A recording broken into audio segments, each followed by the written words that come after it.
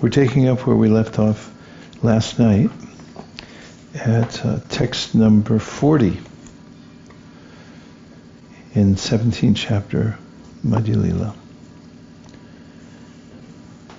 When Śrī Caitanya Mahāprabhu said, "Chant Krishna, Krishna," the tigers and deer began to chant Krishna and dance.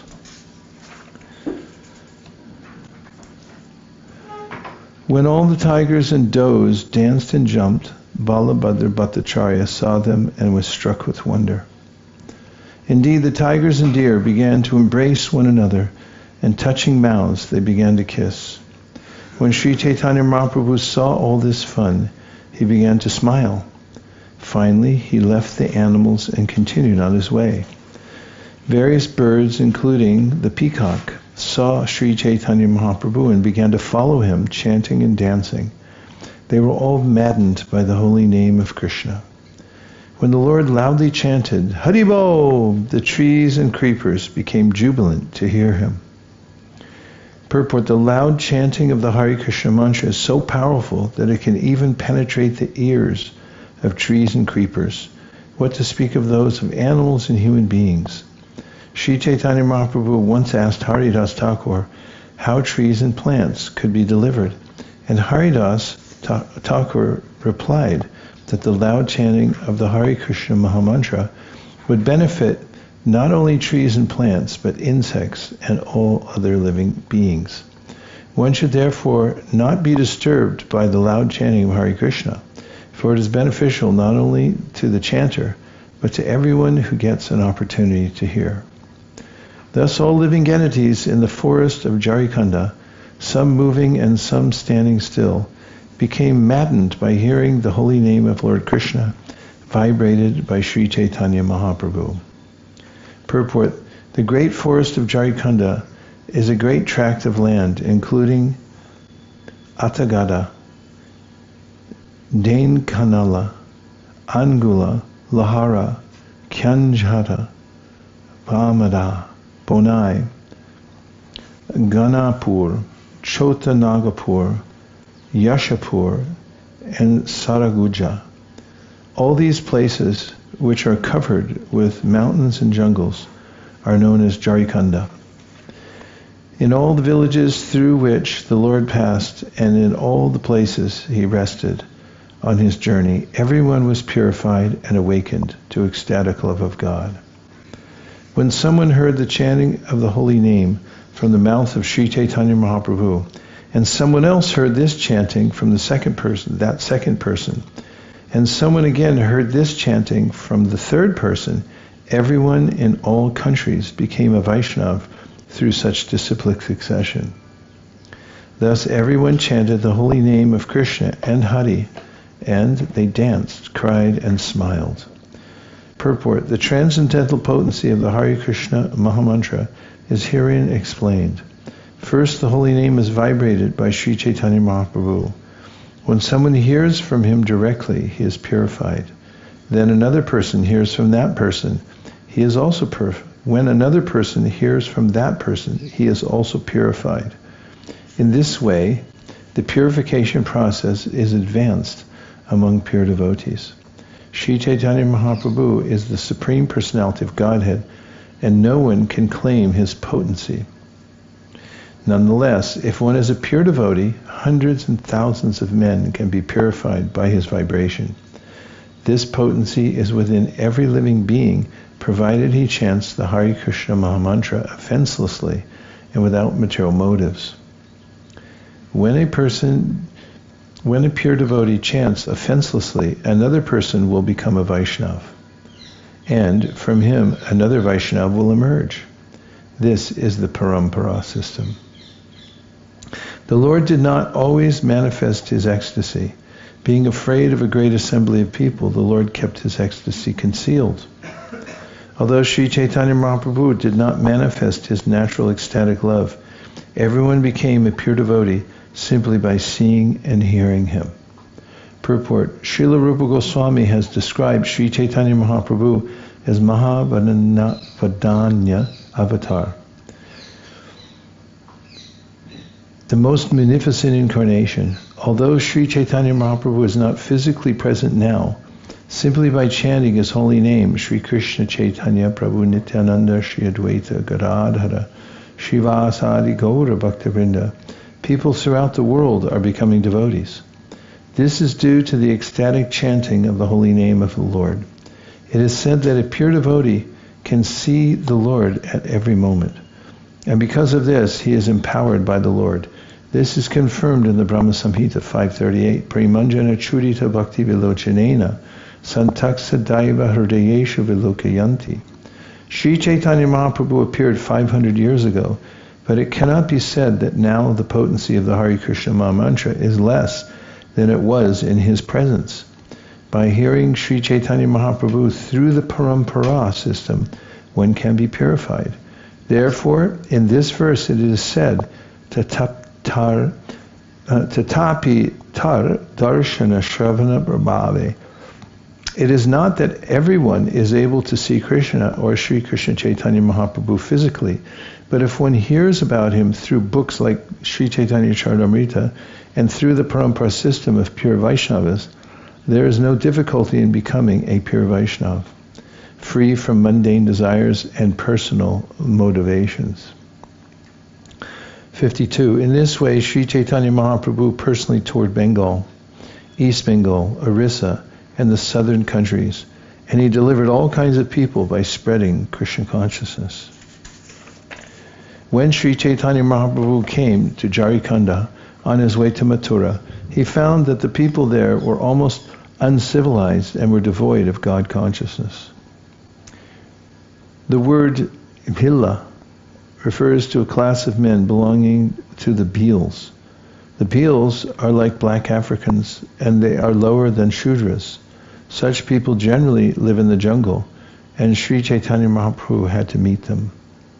Śrī Caitanya Mahaprabhu gave even the Bhils an opportunity to chant the holy name and come to the platform of ecstatic love. Thus he delivered all of them. Who has the power to understand the transcendental pastimes of the Lord?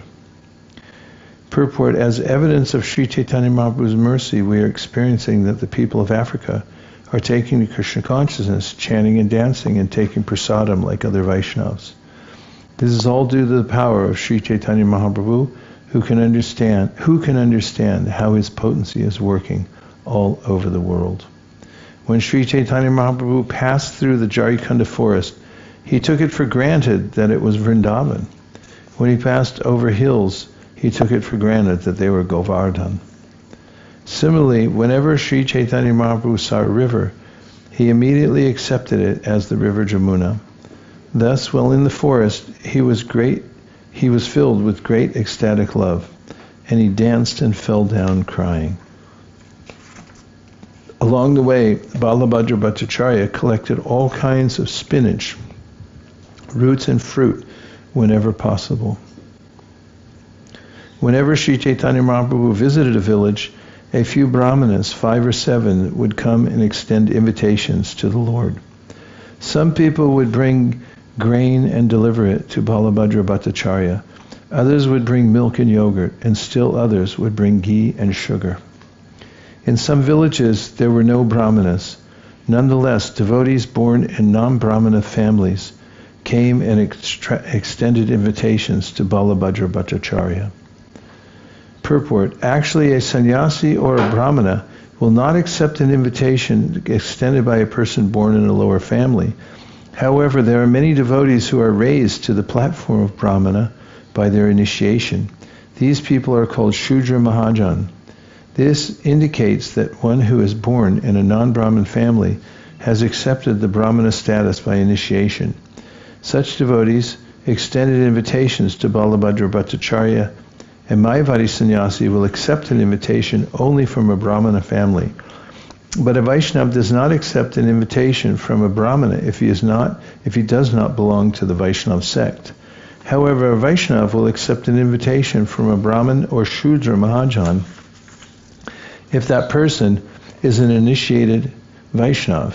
Śrī Caitanya Mahaprabhu himself accepted invitations from Shudra Mahajans, and this confirms the fact that anyone initiated by a Vaishnava mantra can be accepted as a brahmana. One can accept an invitation from such a person. Balabhadra Bhattacharya used to cook all kinds of vegetables gathered from the forest, and Śrī Caitanya Mahāprabhu was very pleased to accept these preparations. Balabhadra Bhattacharya used to keep a stock of food grain that would last from 2 to 4 days. Where there were no people, he would cook the grain and prepare vegetables, spinach, roots, and fruits collected from the forest. The Lord was always happy to eat these forest vegetables, and he was even happier when he had an opportunity to stay in a solitary place. Balabhadra Bhattacharya was so affectionate to the Lord that he was rendering service just like a menial servant. His assistant Brahmin carried the water pot and garments. The Lord used to bathe 3 times a day in the warm water of the waterfalls. He also used to heat himself morning and evening with a fire made with the limitless wood. While traveling in this secluded forest and feeling very happy, Śrī Caitanya Mahāprabhu made the following statement: "My dear Bhattacharya, I have traveled very far through the forest and have not even slightly received any trouble. Krishna is very merciful, especially to me. He has shown his mercy by bringing me on this path through the forest. Thus he has given me great pleasure." Before this, I decided to go to Vṛndāvana and on my way see my mother, the river Ganges, and other devotees once again. I thought that once again I would see and meet all the devotees and take them with me to Vṛndāvana. Thus I went to Bengal, and I was very happy to see my mother, the river Ganges, and the devotees. However, when I started for Vṛndāvana, many thousands and millions of people gathered and began to go with me. Thus I was going to Vṛndāvana with a big crowd, but through the mouth of Sanatan, Krishna taught me a lesson. Thus, by making some impediment, he has brought me on a path through the forest to Vṛndāvana. Krishna is an ocean of mercy. He is especially merciful to the poor and fallen. Without his mercy, there is no possibility of happiness. Śrī Caitanya Mahāprabhu then embraced Balabhadra Bhattacharya and told him, "It is only by your kindness that I am now so happy." Balabhadra Bhattacharya replied, "My dear Lord, you are Krishna himself, and therefore you are merciful. I am a fallen living entity, but you have bestowed a great favor upon me. Sir, I am most fallen, yet you have brought me with you. Showing great mercy, you have accepted food prepared by me. You have made me your carrier, Garuda, although I am no better than a condemned crow. Thus you are the independent personality of Godhead, the original Lord.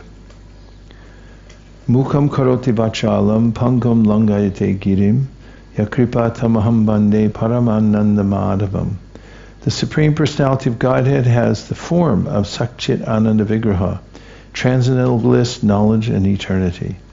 I offer my respectful obeisances unto him who turns the dumb into eloquent speakers and enables the lame to cross mountains. Such is the mercy of the Lord." This is a quotation from Sridhar Swami's Bhavarta Deepika commentary on Srimad Bhagavatam. In this way, Balabhadra Bhattacharya offered his prayers to the Lord. By rendering service unto him in ecstatic love, he pacified the Lord's mind. Finally, the Lord arrived with great happiness at the holy place called Kashi. There he took his bath in the bathing ghat, known as Manikarnika. Purport: Kashi is another name for Varanasi, Benares. It has been a place of pilgrimage since time immemorial. 2 rivers named Asi and Varuna merge there. Manikarnika is famous because, according to the opinion of great personalities, a bejeweled earring fell there from the ear of Lord Vishnu. According to some, it fell from the ear of Lord Shiva. The word mani means jewel, and karnika means from the ear. According to some, Lord Vishwanath is the great physician who cures the disease of material existence by delivering a person through the ear, which receives the vibration of the holy name of Lord Brahma. Because of this holy place is called Manikarnika. It is said that there is no better place than where the river Ganges flows, and the bathing ghat known as Manikarnika is especially sanctified because it is very dear to Lord Vishwanath. In the Kashi Khanda, it is said, Samsari Chintamanir Atrayasmat Tarakum Sajjana Karnikayam Shivo Bidate Saha Santakale Tadgiyate Sao Manikarniketi Mukti Lakshmi Mahapita Manisht Touch Charanabjayo Karnikeyam Tata Prahur Yam Janamani Karnikaram. Karnikam. According to this passage from the Kashi Khanda, from where? Correct. One who gives up his body at Manikarnika is liberated simply by remembering Lord Shiva's name. At that time, Tapana Miśra was taking his bath in the Ganges, and he was astonished to see the Lord there. Tapana Miśra then began to think, I have heard that Śrī Caitanya Mahāprabhu has accepted the renounced order. Thinking this, Tapana Miśra became very jubilant within his heart. He then clasped the lotus feet of Śrī Caitanya Mahāprabhu and began to cry. The Lord raised him up and embraced him. Tapana Miśra then took Śrī Caitanya Mahāprabhu to visit the temple of Vishveshvara. Coming from there, they saw the lotus feet of Lord Bindu Madhava. Purport: the Bindu Madhava temple is the oldest Vishnu temple in Varanasi. At present, this temple is known as Vaini Madhava, and it is situated on the banks of the Ganges. Formerly, 5 rivers converged there, and they were named Dutapapa, Kirana, Saraswati, Ganga, and Jamuna. Now only the river Ganges is visible. The old temple of Bindu Madhava, which was visited by Śrī Caitanya Mahāprabhu, was later dismantled by Aurangzeb, the great Hindu-hating emperor of the Mughal dynasty. In the place of this temple, he constructed a big masjid, or mosque. Later, another temple was constructed by the side of the mosque, and this temple is still existing. In the temple of Bindu Madhava, there are deities of 4-handed Narayan and the goddess Lakshmi. In front of these deities is a column of Sri Garuda, and along the side are deities of Lord Ram, Sita, Lakshman, and Sri Hanumanji. In the province of Maharashtra is a large state known as Satara. During the time of Bhaktisiddhanta Saraswati Thakur, the native prince belonged to the Vaishnava cult. Being a Brahmana, he took charge of worshipping the deity. He was known as Srimanta Bala Saheb Panta Maharaj. The state still bears the expenditure for temple maintenance. The first king in this dynasty to take charge of worship in the temple 200 years ago was Maharaj Jagat Jivana Rao Saheb. Who did it? Correct. With great pleasure, Tapana Miśra brought Śrī Caitanya Mahāprabhu to his home and rendered service unto him. Indeed, he began to dance waving his cloth. He washed the lotus feet of Śrī Caitanya Mahāprabhu, and afterwards he and his whole family drank the wash water. He also worshipped Balabhadra Bhattacharya and showed him respect. Tapana Miśra invited Śrī Caitanya Mahāprabhu to take lunch at his home, and he had Balabhadra Bhattacharya cook. While at Varanasi, Benares, Śrī Caitanya Mahāprabhu stayed at the house of Tapana Miśra. Near Tapana Miśra's house was the bathing ghat known as Panchanadi Ghat. Śrī Caitanya Mahāprabhu used to take his bath daily at this ghat, and he used to see the temple of Bindu Madhava. Then he would take his lunch at Tapana Miśra's house. Near the Bindu Madhava temple is a big banyan tree, and it is said that after eating, Śrī Caitanya Mahāprabhu used to rest beneath the tree. That banyan tree is still known today as Chaitanya Vata. Gradually, due to the changes in language, the name became Yatanavata. The local temple people still call the place Yatanavata.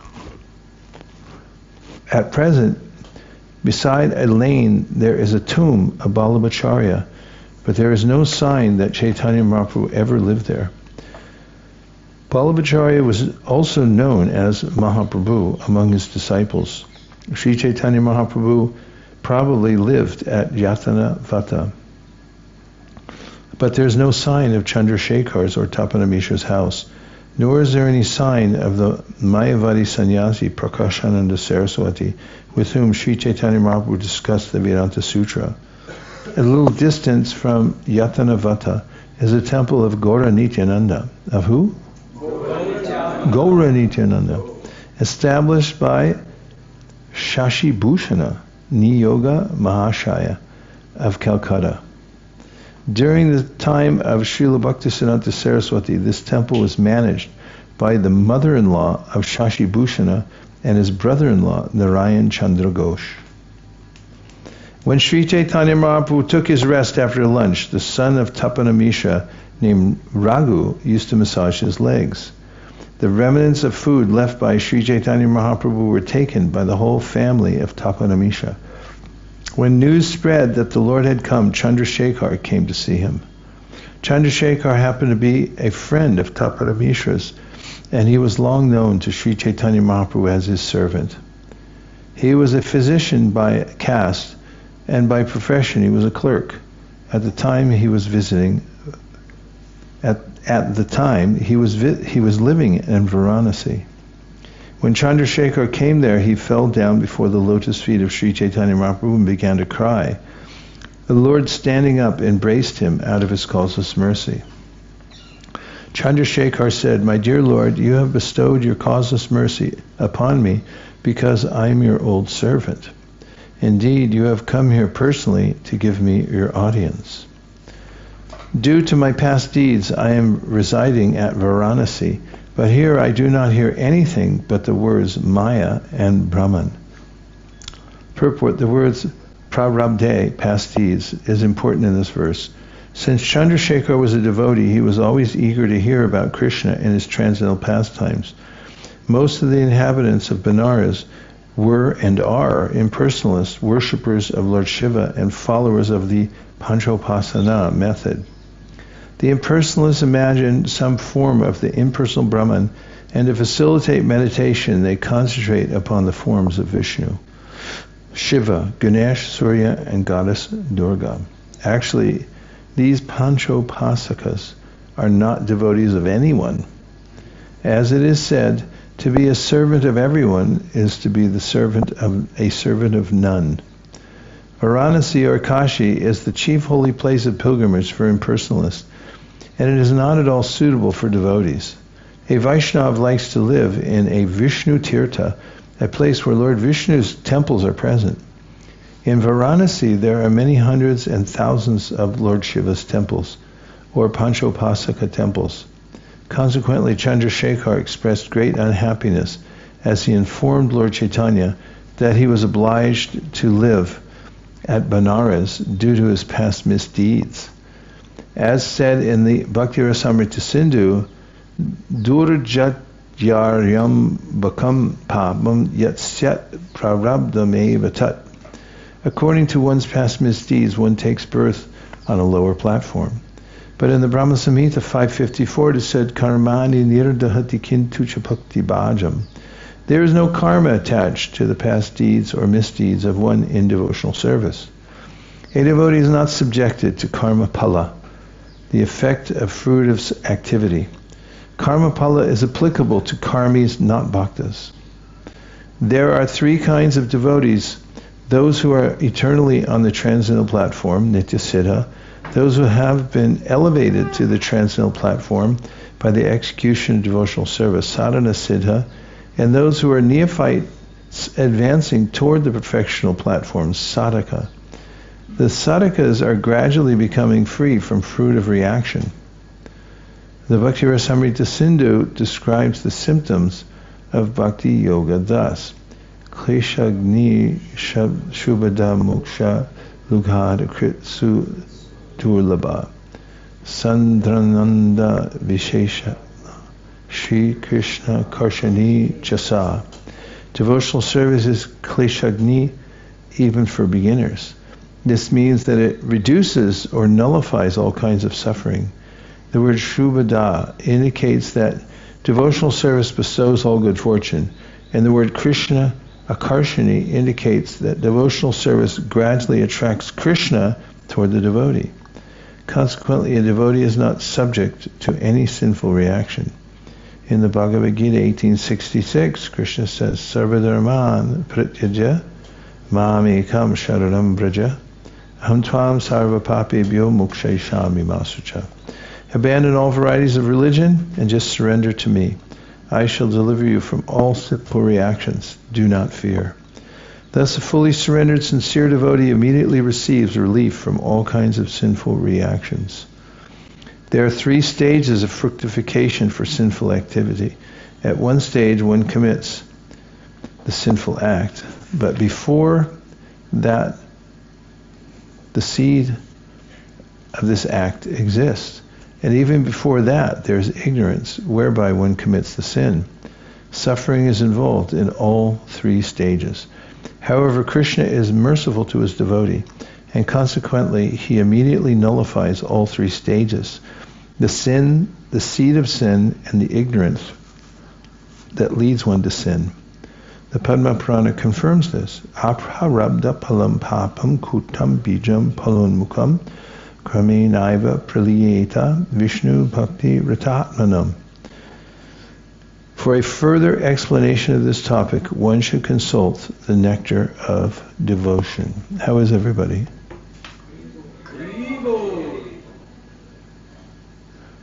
That was like a 1 out of a scale of 1 to 10. All right.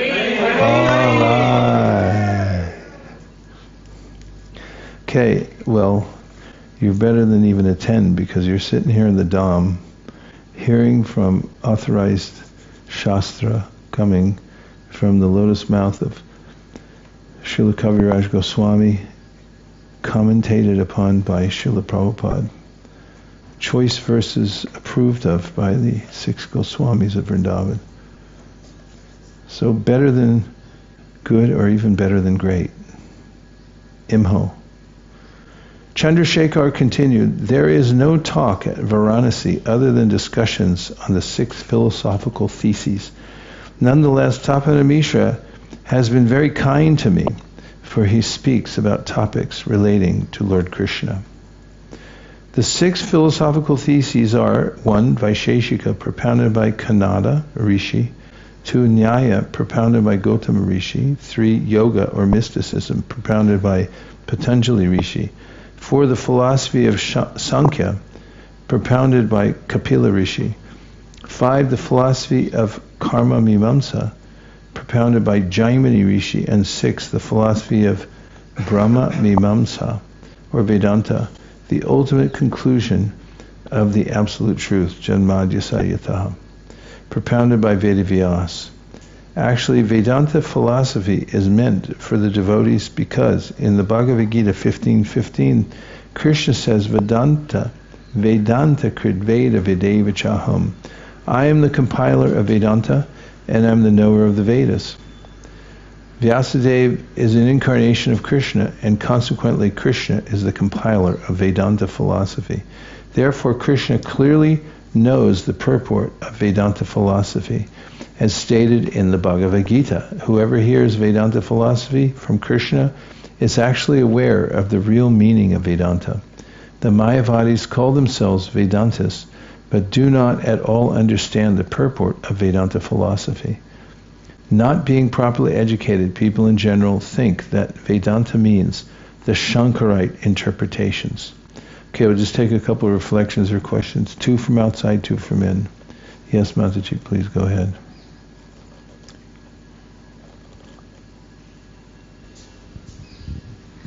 Hare Krishna Maharaj. I just wanted to thank you for many of your commentaries and explanations. Especially what touched me yesterday was when we had that discussion about still having weaknesses or shortcomings, and you said, but don't make excuses. And that really, I meditated upon that all night, because surely I've made so many excuses, but I feel to bring the movement of Srila Prabhupada forward, we have to be very careful not to make excuses for our shortcomings or misdeeds. Like one of the worst excuses that I've heard was after reading a purport in Srimad Bhagavatam, a devotee said, yeah, but that was then. That's not now. It's just not practical. Prabhupada didn't know how things were going to develop. You know, these kind of excuses are pretty sad. So we hear these things and we have to rectify, no? Anyhow, and then I just wanted to take the opportunity and ask you why you're stressing to say Tulsi and not Tulasi. You said that a few times, not Tulasi, but Tulsi. And I wondered what that's about. Well, in order for it to be Tulasi, there'd have to be a long A in the middle. And I've never seen that. Okay, so it's just a matter of pronunciation. Yeah, it kind of makes a difference.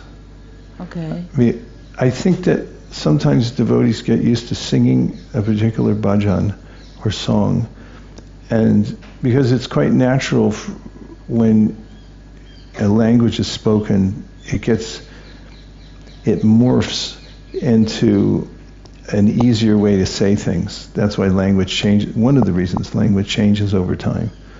And as an example, my godbrother Madhya Prabhu was with Prabhupada, and he sang a kirtan, and Prabhupada called him over afterwards, he said, it's a very nice kirtan, but it is Gadadhar, not Gadadhara.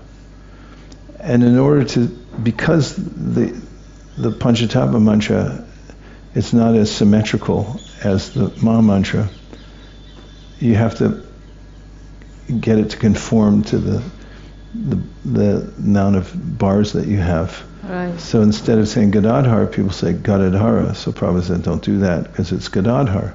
Right. And I think when we sing the Tulsi Artik, it's Tulasi Krishna, and that's another way of stretching it out, because if you say Tulsi, for some reason it doesn't resonate, or somebody started saying Tulasi. I mean, I live to be corrected, but I haven't seen it as Tulasi. I've only seen it as Tulsi. Right. Does that resonate, or have you seen Tulasi somewhere? I appreciate your explanation. I was just really curious about it, and thank you for pointing that out. Well, thanks for picking up my subtle hints. Nobody else did.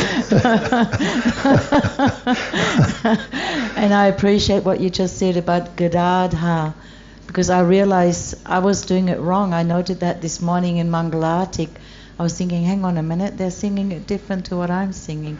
So I'm appreciating your explanation. Prabhupada stretched it out. The way Prabhupada did it is Śrī Krishna Caitanya Prabhu Nityananda Śrī Advaita Gadadhar Śrīvasadi Gaur Bhakta Vṛndāvana. Yes. But then from the old days I remember Śrī Krishna Caitanya Prabhu Nityananda Śrī Advaita Gadadhar Śrīvasadi Gaur Bhakta Vṛndāvana. If you do that, you can also make it work, and then it doesn't go staccato over Śrīvasadi Gaur Bhakta Vṛndāvana. You can stretch both of them out. Right. And pronounce it.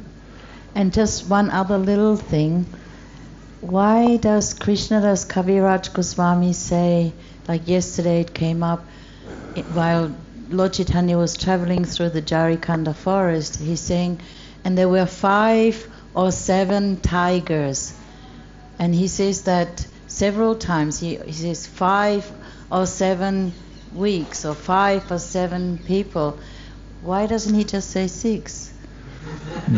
Because when there's a nondescript number, there are certain ways that it is typically written in Shastra. And between 5 and 7 gives you a basic idea. There are other numbers as well, and I'm failing to remember the larger ones, but when it gets, this is in a commentary in the Bhagavatam in the 10th canto, about Krishna and large numbers of expansions. There are ways, conventions for giving estimates. I mean, nowadays people say things like a few. They say a few. When I hear a few, I was raised to think that meant 3. And now people say several. And it drives me a little crazy because when they say several, it could be 1,000 and they'll say several. And I think several, I'm going to look it up in a minute, but not on your time. But several to me doesn't mean 1,000,000. It doesn't mean 1,000. I mean, it could be under 10 maximum. So, these are ways, 5 or 7, of saying, okay, it's around that number. It's a convention. Okay, one more from the Outside People's Party. Hare Krishna, Guru Maharaj. In text 45, we read about how beneficial it is to chant the holy name, not only to the chanter, but also to everyone who gets an opportunity to hear. Day before yesterday, I couldn't attend the afternoon session because I was not well. And in the evening, I was not even able to raise my head up, and I was lying in bed and was thinking I was not able to offer a lamp, and it is Karthik, and I was not able to offer a lamp. At that moment, I heard Damodara Ashtakam from my next room neighbors. Pandavapriya Mataji and her husband Chakadula Prabhu were singing loudly Damodara Ashtakam in their room and offering lamps, I guess, in their room. And I was able to hear that from my bed lying down. And I was so thankful to them and thankful to Krishna for allowing me to hear that. Yeah.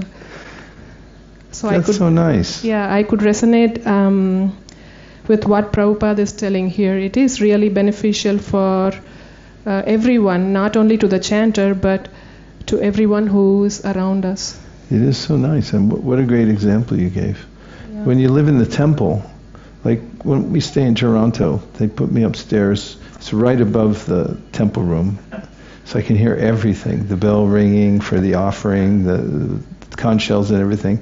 It reminded me, for years just living in the ashram, you could tell when the artik was starting because you could hear the conch, and it keeps you on Krishna's schedule.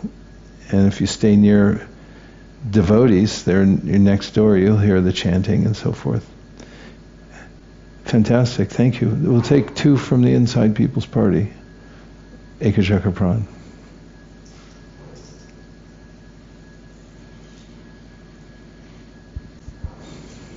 I always love this scene from Jharikanda Forest where he's walking through and chanting to all the tigers and deers and elephants. And I appreciated the explanation of the Pandita Samadarshana where he sees equally chanting to the brahmanas and to the animals. And then Prabhupada expands that, Haridas Thakur was saying, even to the insects and the plants, the vegetable tribes, as Bhaktisiddhanta Saraswati said. And it's just so fantastic to picture this and to also imbibe that mood when we're chanting. Maybe if there's no people around, we can have that same vision to realize we're helping all the living entities. And I was also thinking about Tapan Miśra. His story is a little hazy in my mind. Maybe you could give us some context. Tapana Miśra was a scholar. He read too many books, and he got confused. And then he met Śrī Caitanya Mahāprabhu when Śrī Caitanya Mahāprabhu was traveling in East Bengal. And he asked him, what should I do? And he had had a dream that he would meet an effulgent personality. And so, by the Lord's arrangement, he met Chaitanya Mahaprabhu as Nimāi Paṇḍit. He had traveled with his students, he amassed wealth, he went and taught everybody and dominated all the debates. And became famous in East Bengal. And then along the way he met Tapana Miśra. And Tapana Miśra submitted his sad story that he was confused. He just read everything. One shouldn't, Rūpa Gosvāmī says, become a bookworm and read all kinds of books, just have some scriptural advantage over others to defeat them with your extra special verses that nobody's ever heard of. And so Mahaprabhu told him he should chant Hare Krishna, and he took him into his fold, and then inexplicably he sent him to Benares, and everyone said, "What? You got a new bhakta and you're going to send him to Benares?" Little did they know that Mahaprabhu was going to circle back there, and he would meet him there and have a big part in his Leela. But that's the way he works. That's the Tapan Miśra story. I can just imagine Tapan Miśra just there in Benares, and then Chaitanya Mahaprabhu just appears here in this scene. It must have been a life-changing moment. That's the life-changing nature of surrendering to Mahaprabhu. He takes us on a magical mystery journey. I won't say tour, and it's all His mercy. Thank you. Okay, last one for the Inside People's Party. And the Raghu, who massaged the Lord's feet, will become Raghunath Bhatta Goswami later. Oh, good to know. Yeah. Well, he will here in Antelill. He will go to Mahaprabhu, stay 8 months, and will cook for Mahaprabhu. He was very good cook. Mahaprabhu told him, "Go back to Varanasi and take care of your older parents now." By that time, Tapan Miśra. So he went back, and after they passed away, returned to Puri, stayed another 8 months, and then Mahaprabhu told him, "Go to Rupa and Sanatana in Vṛndāvana, and you should have the service of reciting Bhagavatam." And that's what he did. He could recite each verse at least in 3 meters, 3 melodies, and devotees were so happy to hear him recite Bhagavatam. And one of his major qualities was that he never ever criticized devotees, even if there was a reason for criticism, because he considered them, they are doing service, so they're my worshipable devotees. And also his disciples arranged for the dressing and ornaments of Radha Govinda, Rūpa Gosvāmī's deities. And didn't Mahaprabhu tell him don't get married? Yeah, I missed that. Yeah. Thank you. Good to have you in the front row. Color commentary. Okay, we're continuing at text number 97. My dear Lord, we too think of your lotus feet incessantly. Although you are the omniscient Supreme Personality of Godhead, you have granted us your audience. My Lord, I've heard that you are going to Vṛndāvana. Please stay here at Varanasi for some days and deliver us, for we are your two servants. Although Chandrasekhar is an eternal servant of the Lord, he humbly presented himself as fallen, and therefore he requested the Lord to deliver him and Tapana Miśra, his two servants. Tapana Miśra then said, "My dear Lord, as long as you stay at Varanasi, please do not accept any invitation other than mine."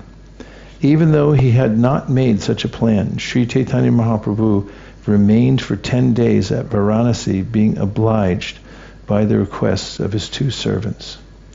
At Varanasi, there was a Maharashtrian Brahmana who used to come daily to see Śrī Caitanya Mahāprabhu. This Brahmana was simply astonished to see the Lord's personal beauty and ecstatic love for Krishna. When the Brahmanas of Varanasi would invite Śrī Caitanya Mahāprabhu to lunch, the Lord would not accept their invitations. He would reply, "I have already been invited somewhere else." Every day, Śrī Caitanya Mahāprabhu refused their invitations because he feared associating with Mayavadi sannyasis. It's just a quick anecdote.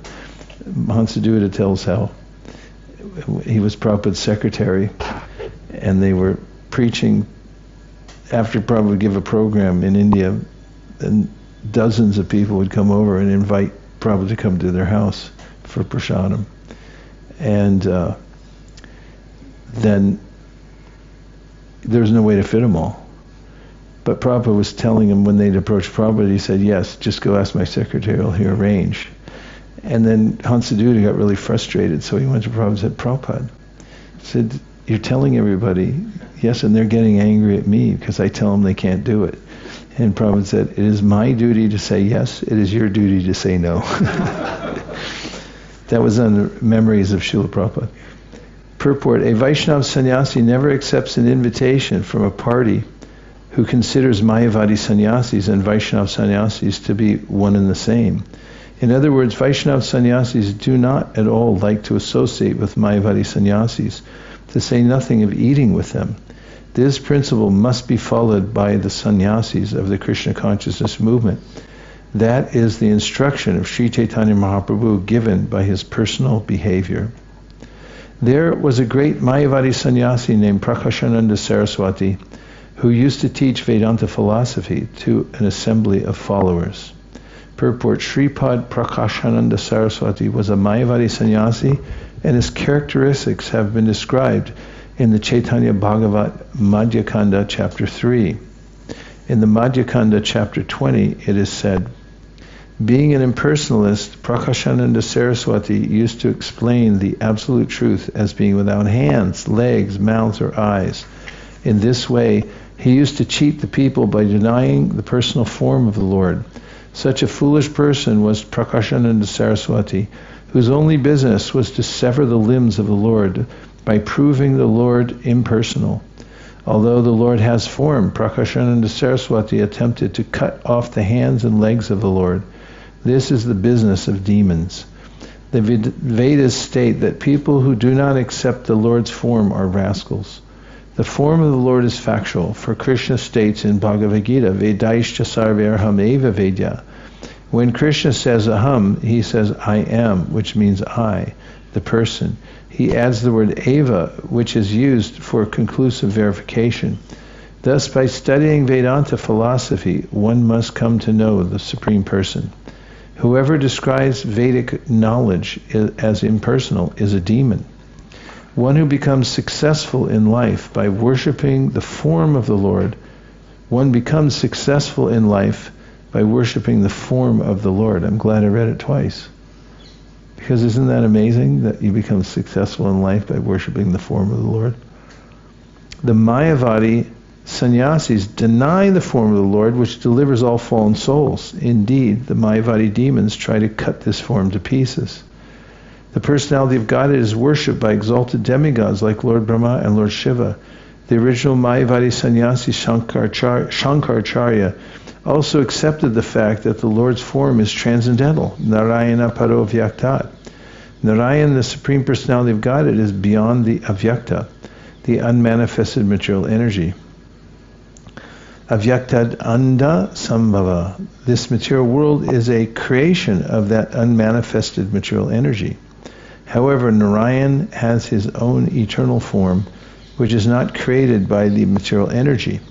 Simply by worshipping the form of the Lord, one is purified. However, Mayavadi sannyasis are impersonalist philosophers, and they describe the form of the Lord as Maya, or false. How can one be purified by worshipping something false? Mayavadi philosophers have no sufficient reason for being impersonalists. They blindly follow a principle that cannot be supported by reason or argument. This was the situation with Prakashananda Saraswati, the chief Mayavadi sannyasi of Benares. He was supposed to teach Vedanta philosophy, but he would not accept the form of the Lord. Therefore he was attacked with leprosy. Nonetheless, he continued to commit sins by describing the Absolute Truth as impersonal. The Absolute Truth, the Supreme Personality of Godhead, always displays pastimes and activities, but Mayavadi sannyasis claim that these activities are false.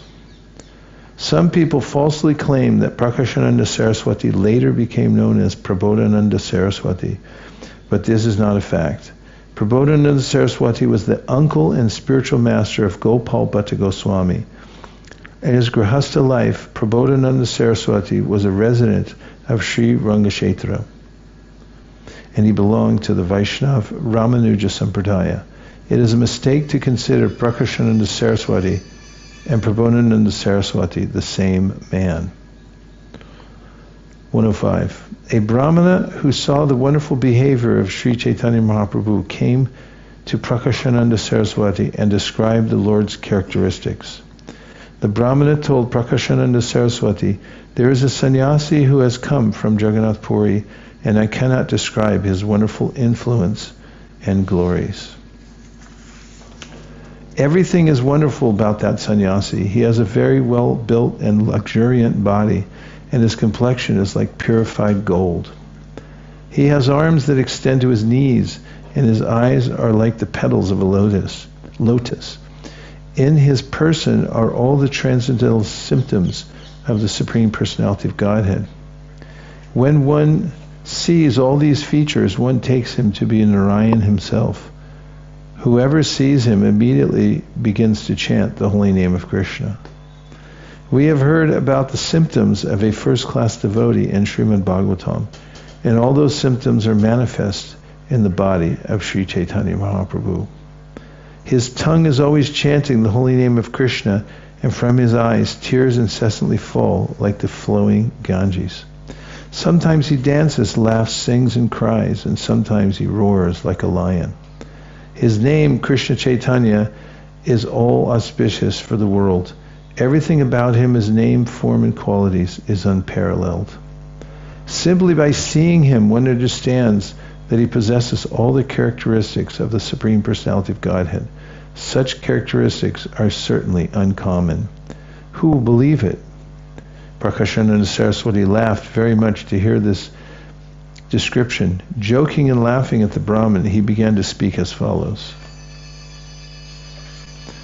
Prakashananda Saraswati said, "Yes, I have heard about him.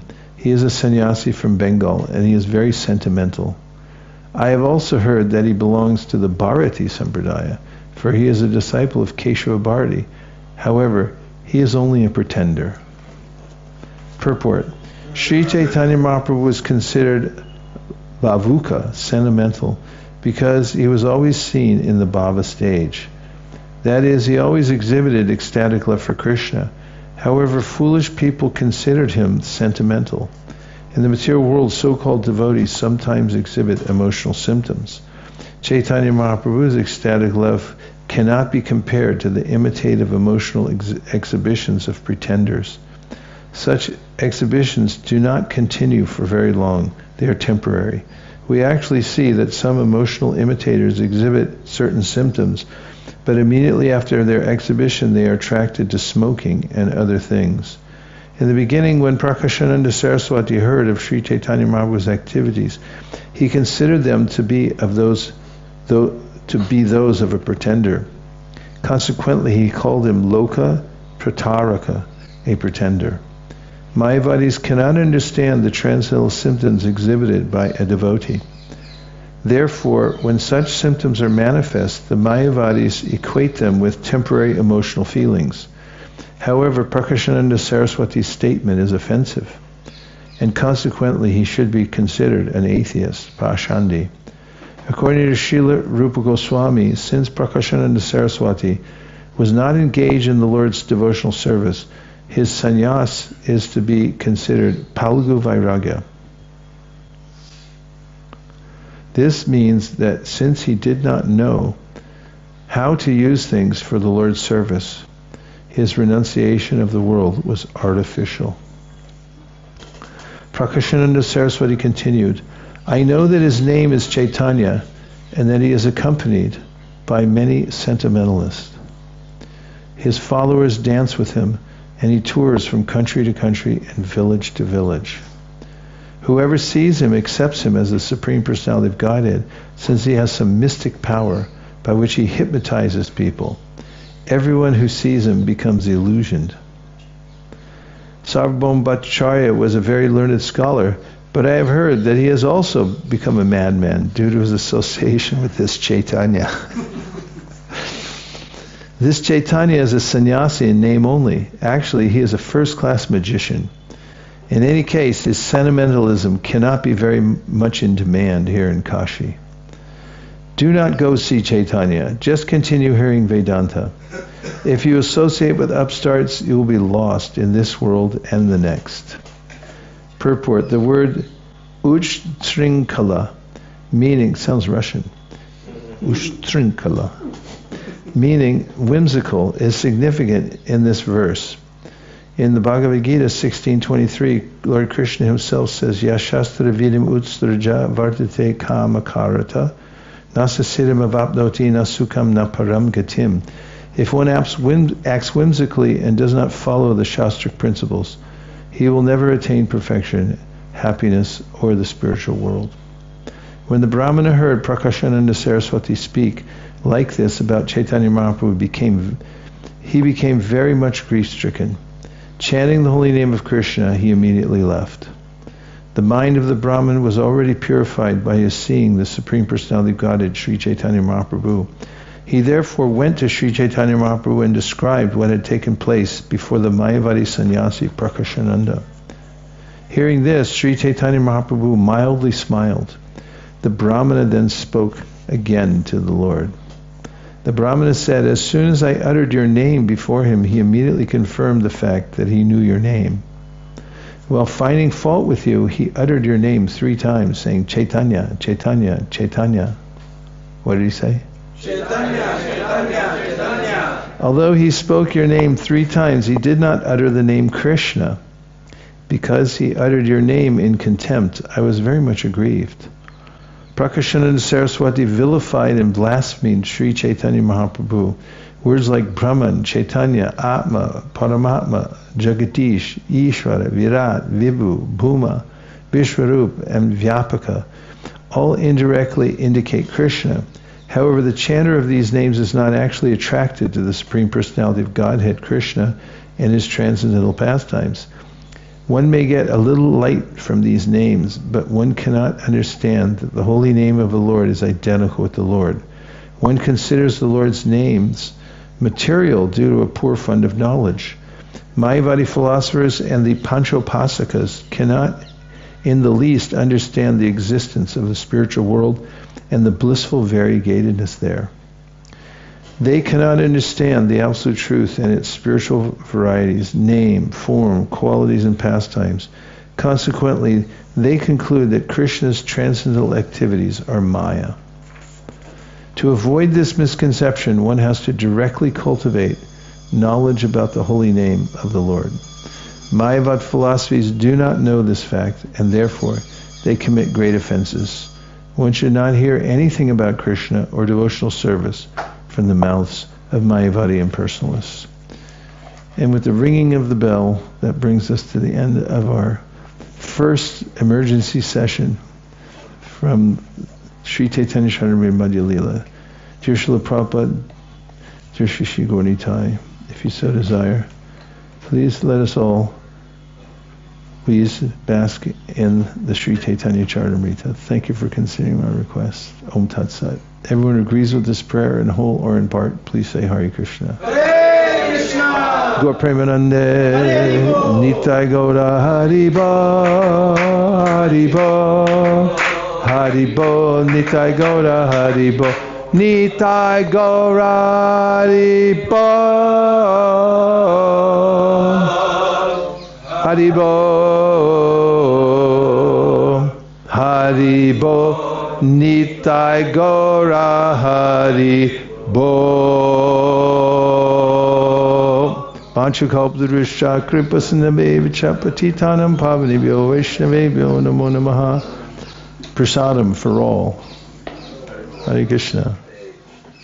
We'd like to thank our wandering mendicant sannyasi Maharaj for coming here and gracing our reading today. Thank you very much. Hare Krishna.